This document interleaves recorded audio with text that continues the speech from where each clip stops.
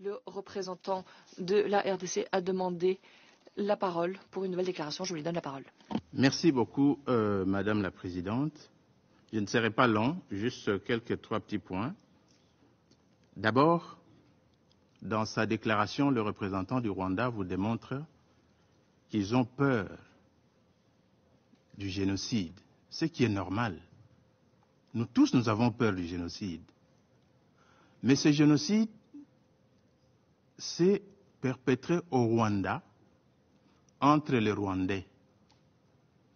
Je vous rappelle qu'en Rwanda, il n'y a que 2 tribus, si ce n'est pas 3. Nous, au Congo, nous en avons 450. Et nous vivons ensemble. Le Rwanda ne peut pas prétendre venir au Congo régler des problèmes ethniques qui se posent chez eux au Rwanda. Les Tutsis s'opposent aux Hutus au Rwanda, alors que les Tutsis sont minoritaires, parce que le pouvoir au Rwanda est tenu par des Tutsis. Ils veulent dominer sur les Hutus. Vous ne ferez jamais cela au Congo. Les Tutsis congolais sont congolais, ils ne sont pas rwandais.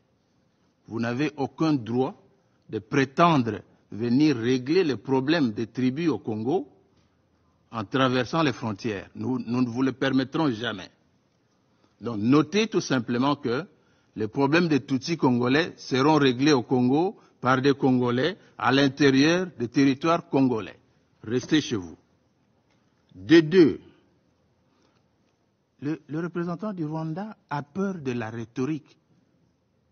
Il parle de la rhétorique, il parle des discours, de menaces qui ont été proférées contre le Rwanda, qui prennent au sérieux.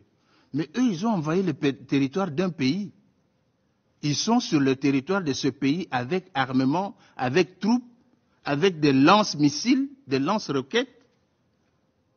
Et ils ont peur de la rhétorique. Nous prenons bonne note de cela. Enlevez vos troupes de la RDC et vous n'aurez pas peur de la rhétorique. Alors, je pense que, en ce qui concerne le blocage du processus de Luanda, tout le monde, ce conseil notamment, est témoin que le Rwanda, qui dans sa folie de grandeur, a continué à armer les M23 pour bloquer le processus de Luanda, dans lequel nous étions tous engagés. Ce processus a des étapes. D'abord, la cessation des hostilités, le cantonnement de M23, le retrait des troupes rwandaises du territoire congolais, et ainsi de suite. Mais ils n'ont obéi à rien. La vérité, tout le monde le sait, c'est un secret de polichinelle. Les Rwandais sont au Congo pour piller les richesses, les minéraux stratégiques qui gisent dans le sous-sol de la République démocratique du Congo. Rien de plus, nous le savons. Tous les alibis qui sont en train d'avancer, les Tutsis, vous avez vu un Tutsi maltraité au Congo où? Nous avons 450 tribus. Pourquoi on ne va maltraiter qu'un Tutsi? Parce que le Tutsi est le plus important du monde. Mais pas du tout. Vous avez 2 tribus chez vous, vous ne savez pas les gérer, restez tranquille. Ne croyez pas que vous allez transposer votre conflit Hutu-Tutsi au Congo. Au Congo, nous avons plus de 450 tribus. Nous avons des Nilotiques, nous avons des Bantous, nous avons des Pygmées, nous avons des Soudanais. Nous vivons tous ensemble en harmonie. Pourquoi il y aurait problème seulement avec les Tutsis? Donc, votre alibi pour venir exploiter les richesses de la RDC ne tient pas à la roue. C'est depuis 1996 que vous développez cet argumentaire. Ça ne tient pas la roue.